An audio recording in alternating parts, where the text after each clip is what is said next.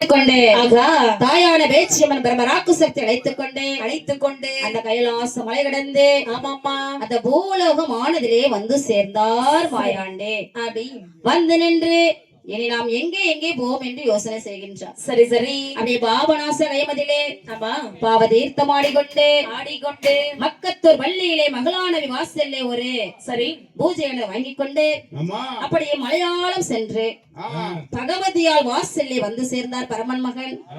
அப்படியே 7 டாரம் திரவியத்தை களவாடி சென்றான் மாந்திரவாதி பெரும்புளையன். சரி அந்த 7 டாரம் திரவியத்தை மீட்டுக் கொண்டு மாந்திரவாதி கருவறுத்து 7 டாரம் திரவியத்தை மீட்டுக் கொண்டு அப்படி பகவதியால் ஒப்படைத்து விட்டு இனி எங்கே போவோம் என்று மாயாண்டு சுடலை பார்க்கின்ற சமயம். சரி எங்கே எங்கே போவோம் என்றே போவோம் என்றே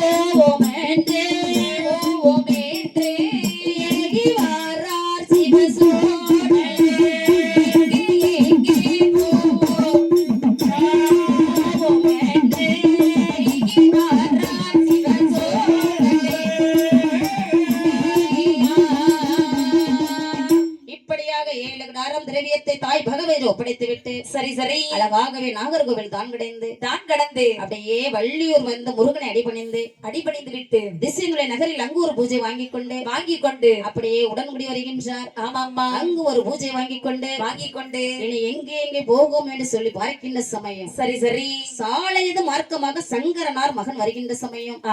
இந்த அடைக்கலாபுரம் என்று சொல்லக்கூடிய நன்னகரிலே சரி அழகாக சான்றோர்கள் கொடுக்கக்கூடிய கொடை விழாவில் அதாவது முனீஸ்வரர் 7 முனீஸ்வரருக்கு தலைமை முனீஸ்வரராக அமர்ந்திருக்கின்றார். சரி எம்பெருமான் ஈசனுடைய அம்சத்தில் வந்தவர் தான் முனீஸ்வரன். அப்படித்தானே அந்த முனீஸ்வரனுடைய ஆலயத்திலே அழகாகவே மாயாண்டி சிவசுடலை 21 மாடன்களோடு கொடை கொடுக்கும் அடியவர்களுக்கு ஒரு குறையும் வைக்க மாட்டேன், நீங்கள் கேட்டபடி உடனே தருவன் என்று சொல்லி மாயாண்டி சிவசுடலை சரி முனீஸ்வரர் ஆலயத்தில் சந்தோஷமாக பூஜை வாங்கி அமர்ந்தாரே.